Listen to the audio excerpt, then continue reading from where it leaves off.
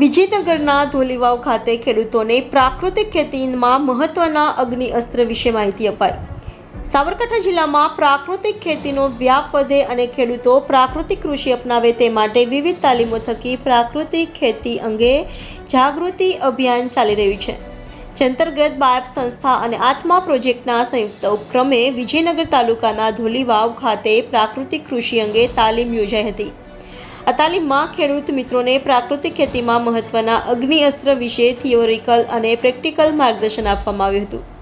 સાથે જ આસપાસના ખેડૂત મિત્રો પ્રાકૃતિક ખેતી અપનાવે તે માટે જણાવવામાં આવ્યું હતું। રિપોર્ટર જયેશ ઠાકોર સાથે શૈલેષ પટેલ, ઇન્ડિયા 24 ન્યૂઝ, સાબરકાંઠા।